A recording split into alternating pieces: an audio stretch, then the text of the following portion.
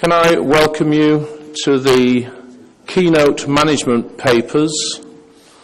As you'll see from your programme, there are two papers. Before we start, can I gently remind you all to turn off your mobile phones if you haven't already done so. We prefer to listen to the speakers rather than the ringtones. Thank you very much. I'm Ian Cooper, Chairman of the Management Commission, and welcome you all to this session this morning. The two speakers are going to talk generally and specifically about the large events and large facilities and the management and use thereof. So I'm sure you'll find the two papers very interesting. What we're proposing to do is to take the first paper, and hopefully there will be time for one or two questions at the end. Maurice is very happy to take questions. We'll then have a very short break when you can stretch your legs and stand up and jog and keep warm. Put your second coat on. And then we'll go straight into Rod's paper after that. So just a minute or so in between each paper, hopefully the technology allows that. So without any further ado, I'm very pleased to welcome our first speaker, Dr. Maurice Roche, who is the Reader in Sociology at the University of Sheffield. Maurice's information is in the programme, so I don't intend to go through it. And Maurice is going to speak on mega trends. Maurice, over to you. Thanks very much, Ian.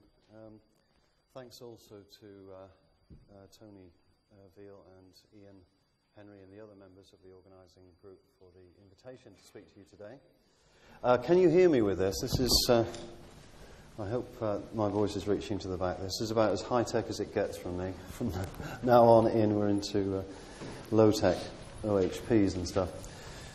The title of my paper is Mega Events, Global Forces and Local Responses, slightly different from the title that Ian's just given there. It's very much a paper that's in draft and working form. So I would appreciate if you've got comments, please do send them through to me either at this meeting or email me. The paper is available from me at the University of Sheffield on that email address, or it's available on the World Leisure website for a few months. Tony, is that correct? Yeah.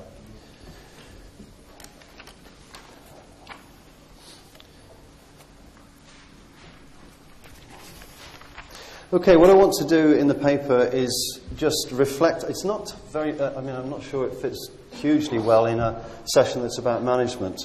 I'm a sociologist. My interest in mega events is very much from a broad sociological perspective and not particularly an administrative or managerial perspective, but hopefully there are some issues which may be of relevance to people with a more practical interest in what I've got to say. This is a reflection on the issues, globalization, global forces and local responses, and looking at those things through the lens and through the prism of these very interesting and important phenomena, namely large-scale sport events, mega events, the kinds of things we've lived through recently with World Cup and, of course, a year or two ago with Sydney Olympics. It's that kind of event that I want to concentrate on in these comments. I suppose just sort of prefatory comments, really, along the lines that the conference's concern for the idea of global forces and local responses is very much a kind of, let me oversimplify it, sort of stimulus and response kind of way of thinking about this. It seems to me globalization forces us to respond in our local context to it in different ways in the field of leisure. And it just seems to me that in this area, particularly mega events, but also more generally, it's worth underlining the idea that in a sense, in a global era, the era we're living in, everything at a sub-global level is local, localized, parochial. That goes for the city, which is the normal way we think about the locale, the locality, when we think about local responses, think about city leisure policies, city sports policies and so on. But it's also the case for the nation, and it's also the case for the world region. And it's all of those levels effectively become localized in a globalized context of the kind that we live in this contemporary period. So in a sense, global forces produce localization in all sorts of ways, and I want to sort of stress that internal relationship between globalization, the global and the local. In the field of mega events, I also want to suggest that we tend to think about globalization as if it has a kind of technological and or economic determinism associated with it. We feel the forces of global capital or the forces of global technology, and we have to respond to that. And in a way, that kind of underplays part of the equation in all of this, which is collective agency and different forms and kinds of collective agency. Now, in the field of mega events, clearly global forces are, in a way, represented quite well by agencies, namely the IOC, FIFA, the organizations that actually control and distribute the events to the bidding cities and the bidding nations. So there's agency in that picture. And on the other side of the equation, the bidding cities, the bidding nations are agents in this process. In fact, you might say hyper-active agents. Agencies that have to put together a kind of view and vision for their cities and for themselves, which is sometimes hyperbolic beyond what one would normally look at.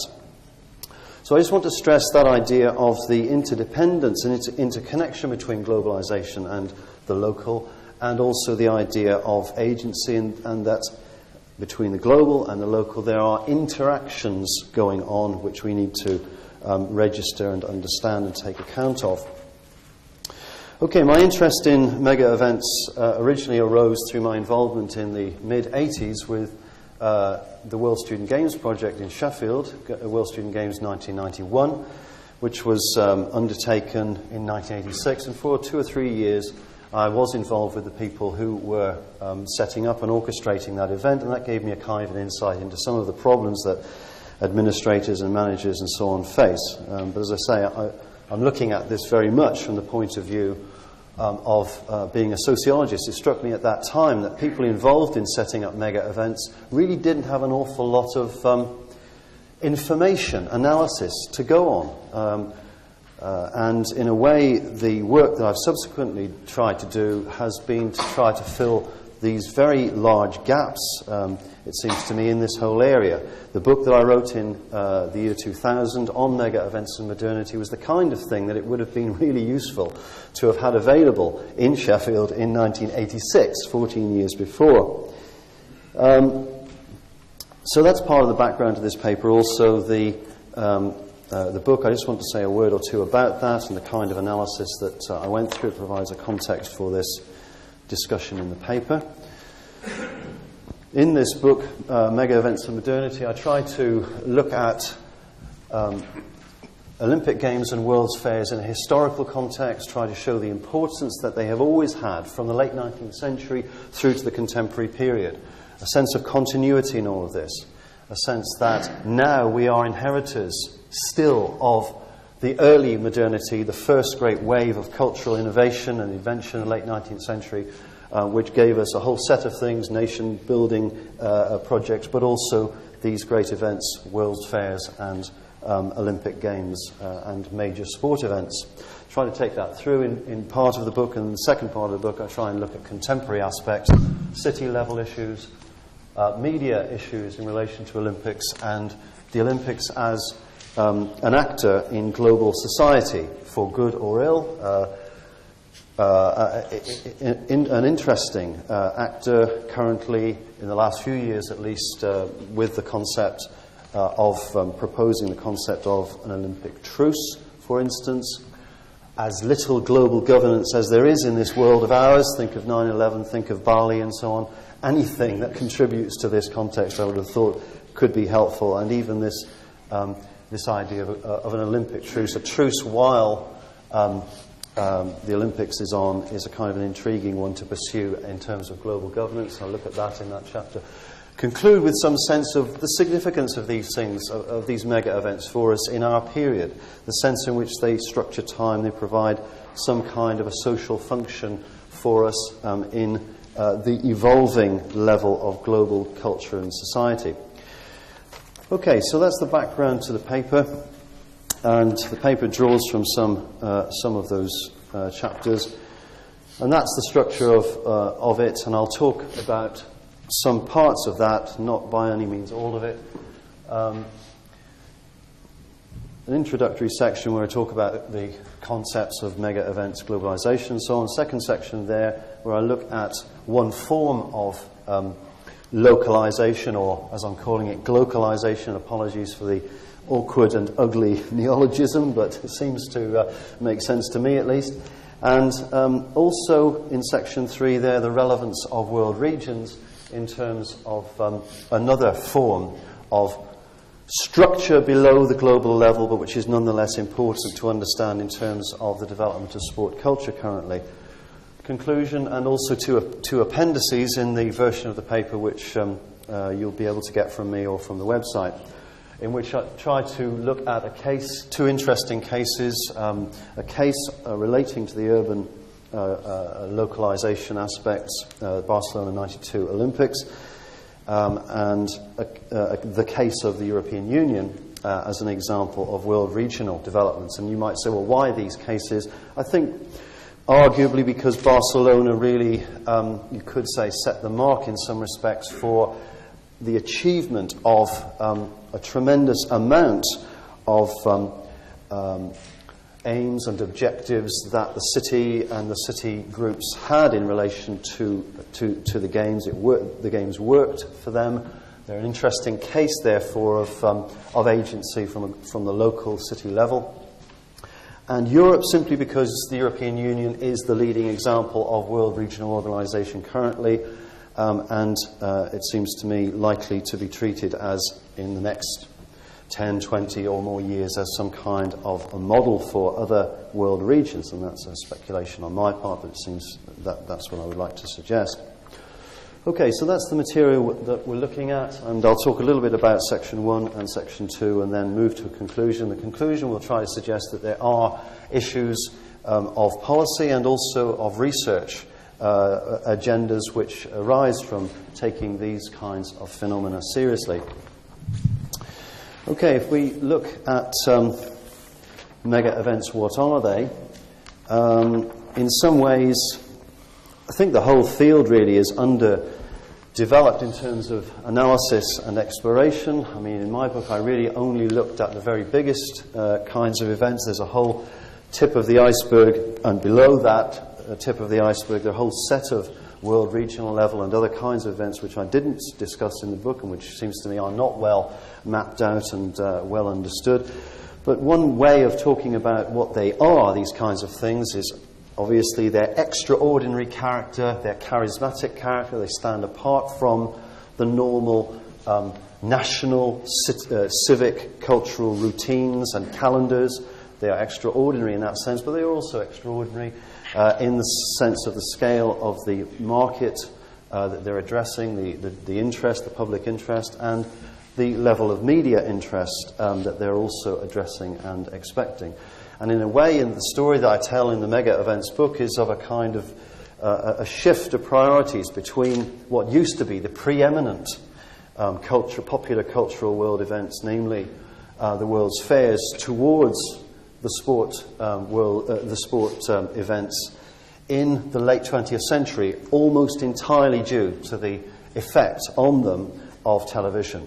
I mean, television effectively killed off the World's Fair as a preeminent global phenomenon, whereas it made the fortunes, as we know, of the Olympics and the World Cup and similar events.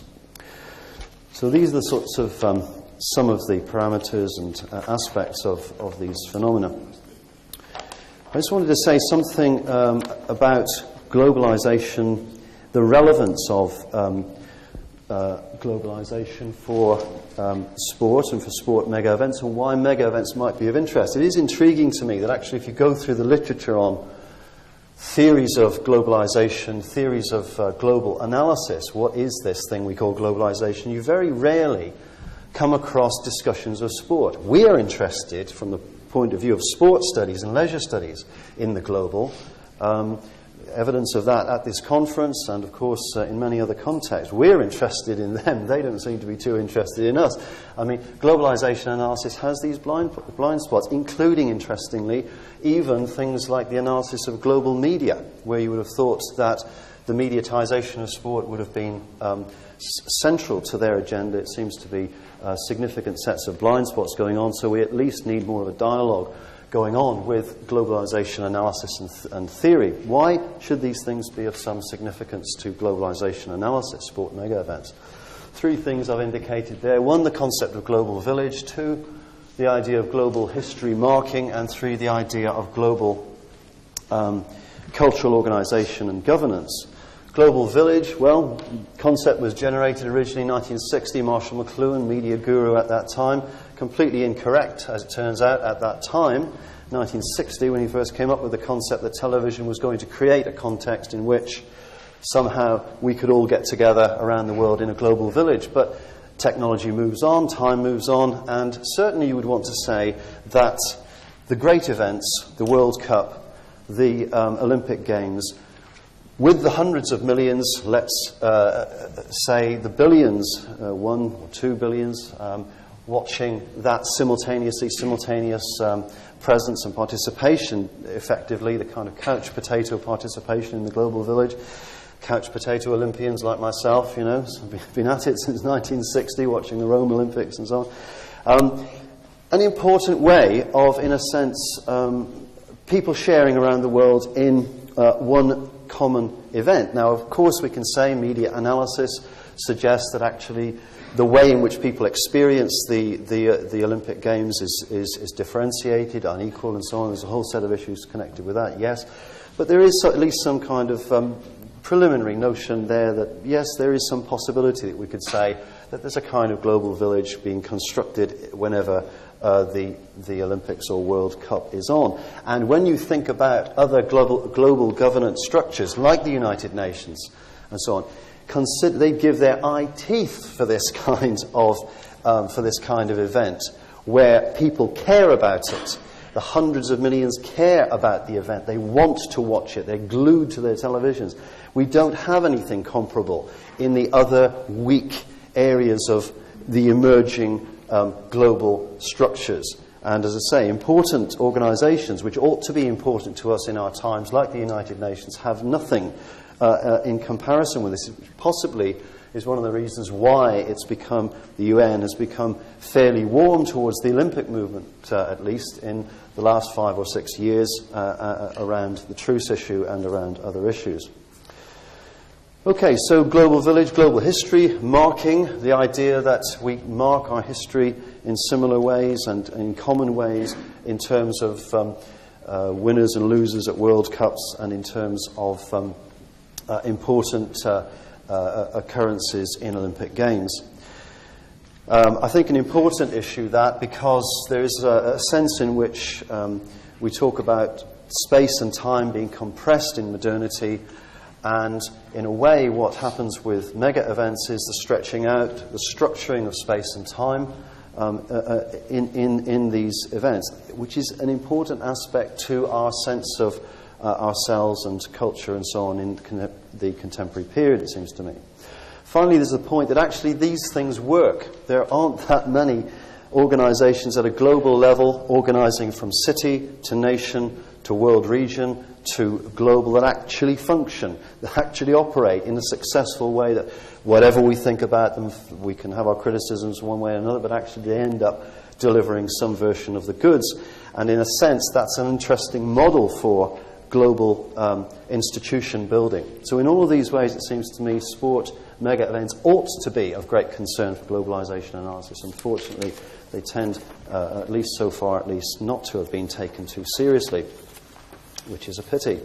Just on the global village concept. Interestingly, that has entered into Olympic discourse. So in Athens, 2004, George Papandreou there making the comment that he wants to see the 2004 Olympics as we live in a global village. The Games is the one event which brings people together, not just governments but citizens of the world, and so on the man in the street through television and the media in this one local festival, which indicates in this field of the mediatization of the events, we have this interesting symbiosis between the local and the global going on in the attempt to put that into action, put that into practice in that particular event. Okay, one area then of the sub-global, the local, that I want to look at briefly is the city level. Just want to say a few words about that and about that section of the paper where I discuss that in a little bit more detail. I mean, we could say that, in a way, and in this section what I do is begin with some general comments about all this stuff. We could say that, I mean, people could say, well, look, globalization is actually, in a fairly basic and simplistic way, being diffused by movements like the Olympic movements. What have you got? You've got a standardization of formats going on there. There's a kind of standard Olympic event which every city which hosts an event has to honour and abide by and implement. There is a standardisation. It's almost like, in other cultural fields, McDonaldisation, you know, we might argue. This standardisation concept. Of course, yes and no to that. The no being, actually, this is the construction, the standardisation of the arena, requirements, the stadia, the ritual procedures and so on. Clear a space in which the unique, the particular, the charismatic can appear in memorable form. So you could say that actually we need a more complex conception of globalization to take account of what it is that Olympic Games actually do. In terms of the Olympic mega event city, I just want to stress in talking about this the aspect, as I say, of collective agency as against determinism, as against globalization having a kind of techno-economic deterministic character to it. I want to stress the sense in which in the bid process we see this kind of a sense of development going on about the city, a projecting of images of the city, a kind of hyperactivism in terms of visions of the future of the bid cities. When the city gets, if it's lucky enough to get the bid, we get a whole set of issues then which have to do with aspects of collective agency, all interconnected. Usually the Games being treated as a catalyst for the economic development of the city, the media dimension hugely important in that, and the touristic dimension hugely important in that. I'll just illustrate some of those points in relation to Barcelona in a minute. The rest of this section then just is more theoretical and tries to analyse mega events in cities, the city dimension, in terms of treating them as kind of hubs of activity in global society, analogous to the kind of thing that Manuel Castells argues is the role of world cities and international cities in the contemporary period in his discussion of global society as network society.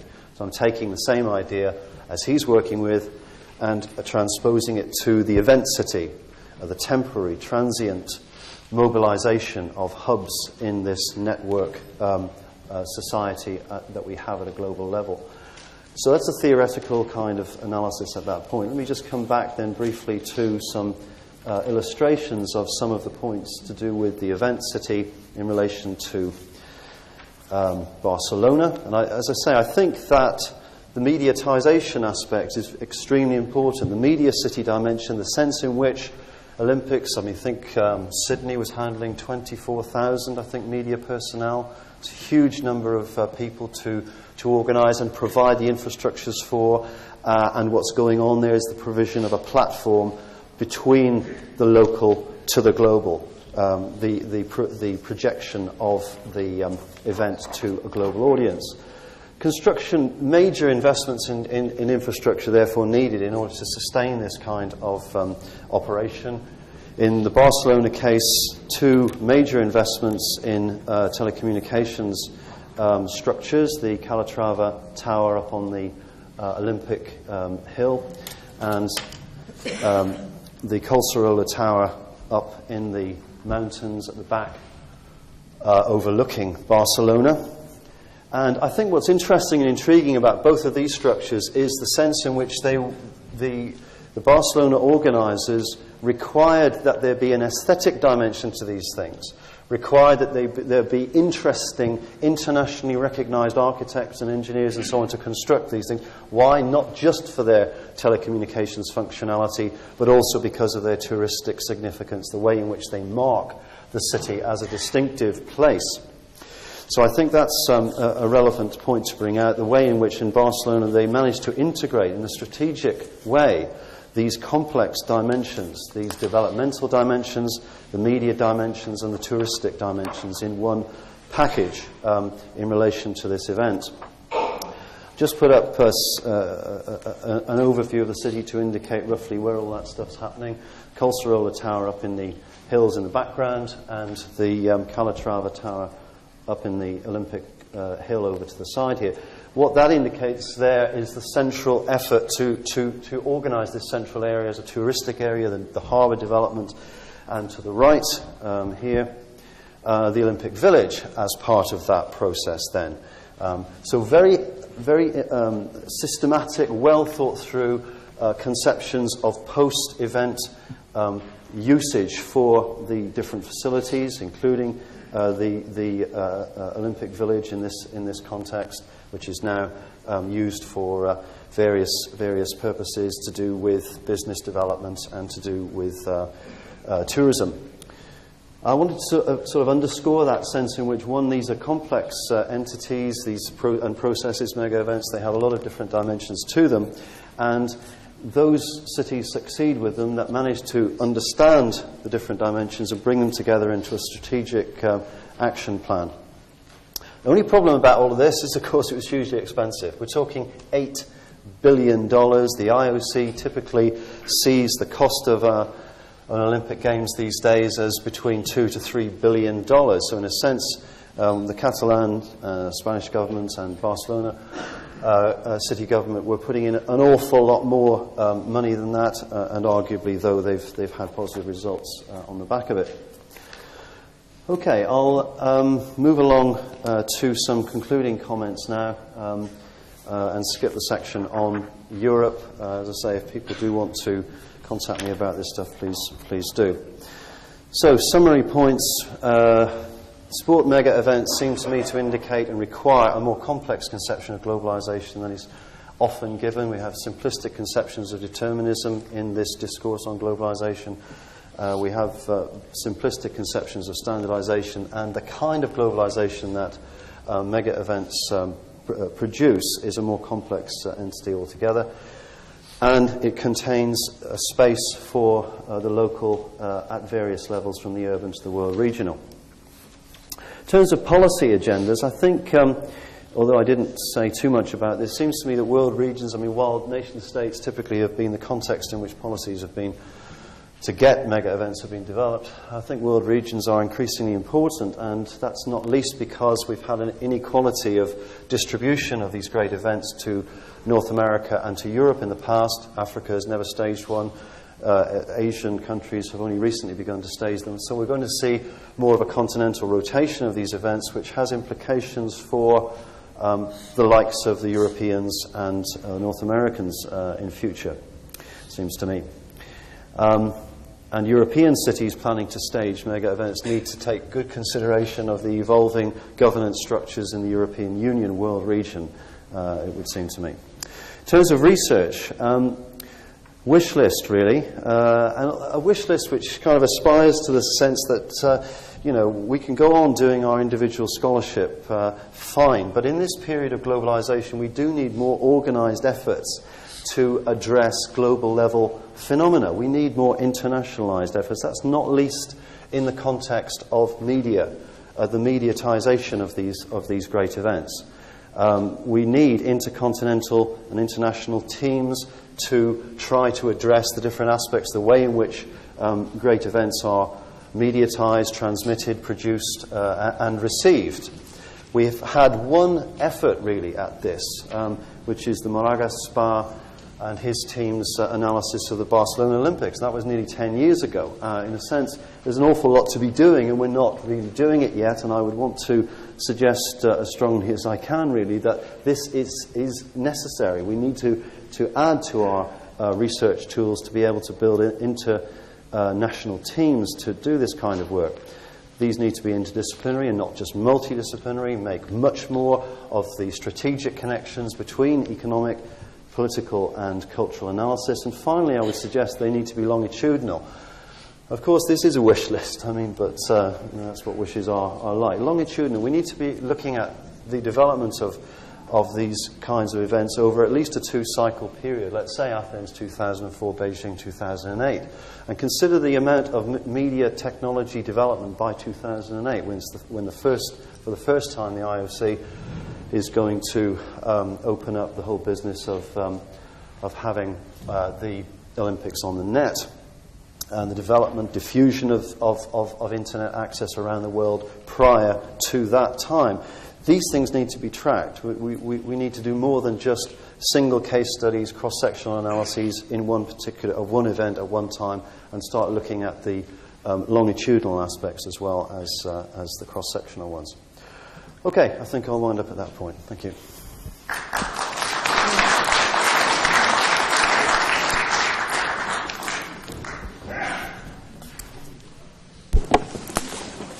Thank you very much, Maurice, for that interesting window into the sociological aspects of mega events that many of us spectate, or virtually all of us spectate. We did say at the beginning that Maurice would be pleased to take some questions. I think if you speak loudly, there shouldn't be a problem, although there are 2 microphones if you want to go to the microphone. So we have 5-7 minutes or so for questions. Do I have any questions from the floor for Maurice? Yes, please. Do you want to use the microphone behind you? Are you okay there? Okay.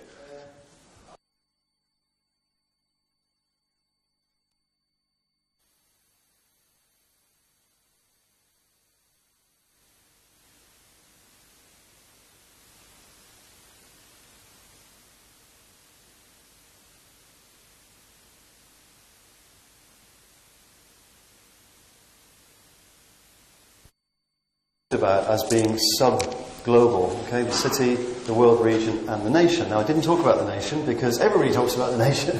That's simply the reason. I mean, of course, I'm not somebody at all who believes that nation states are kind of being overwhelmed and they're in the total decline and all the rest of it. If you look hard at the place where you could say that's really going on, which is the European Union context, where the greatest, most evident, if you like, quotes, threats, unquotes, are present for senses of national identity, I think you'd have to say, well, it's going to be a long time yet before we really see the dissolution of that into anything else. I mean, this concept of a European identity is additional, complementary to national identities, for instance, in that context, and these things will take a long time to evolve.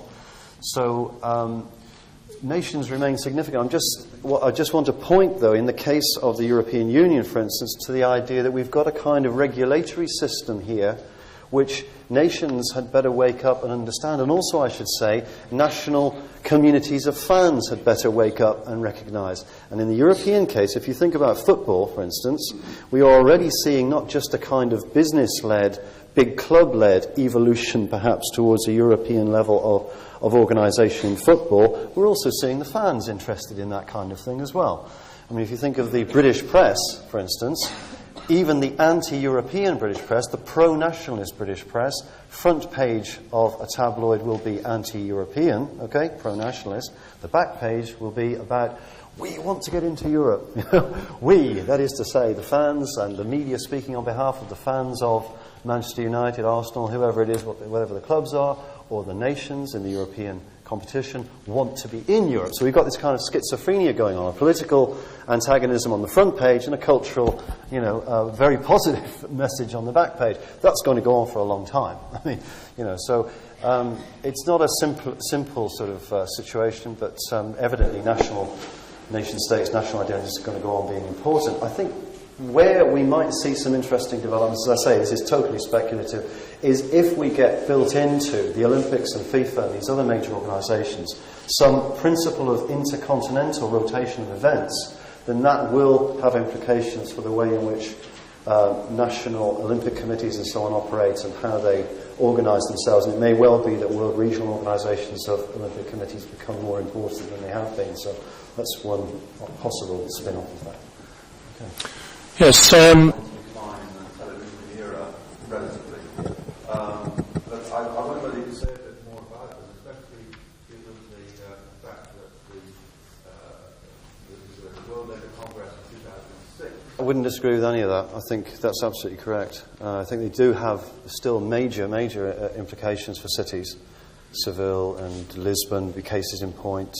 Less so, for instance, say Hanover in 2000 in Germany, where they were effectively using an existing exhibition space, for this event, and they kind of upgraded it, but it didn't have the impact that it did that the Expo, let's say in Lisbon '98 and Seville '92 had on infrastructure development and so on.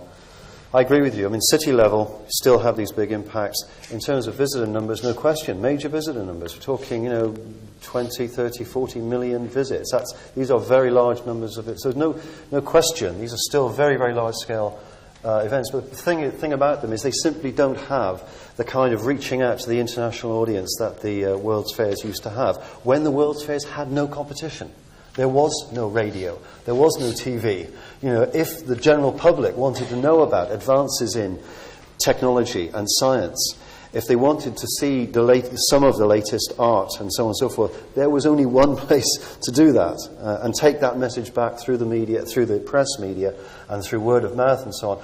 So late 19th century, early 20th century, I think the Expos had their preeminent period. In a way, post-war, there's simply all of the kinds of information sending, distributing activities which they used to do, of course, have been completely taken over by other media and other institutions, secondary and then higher education on a mass level, etc. So a whole set of other things have come along and, in a way, taken the base from under Expos from that point of view. But from a local development point of view, I do agree with you, yeah. One more question at the back, yes? I'm Josephine. Josephine, yeah. I just wanted to say that it occurred to me when you were talking that the globalization is a masculine phenomenon. That it can occur because there are women still at home looking after the local, looking after communities, looking after families. What I wanted to add to that was that there have been, in terms of art performance and so on, there have been global events such as Bob Geldof with the Artists for Famine, Against Famine, and that kind of thing. And it struck me suddenly, wouldn't it be wonderful if the Olympic Games took on, for example, a theme of the war against malaria? Wouldn't that just transform this whole global movement in some significant way? I wonder if you have any kind of comment on that. It could help. I think I think the Olympic movement, leaving aside the self-evident sleaze issues they have unquestionably got into in the last late 90s and hopefully are going to be getting out of soon, otherwise we'll be looking elsewhere for our mega events. There is a sense in which they have tried to associate themselves with what they would see as important value principles. Ecology is one of them. Whether they actually live up to that and whether the events actually can, let's say, for instance, be said to be green and environmentally friendly is another issue.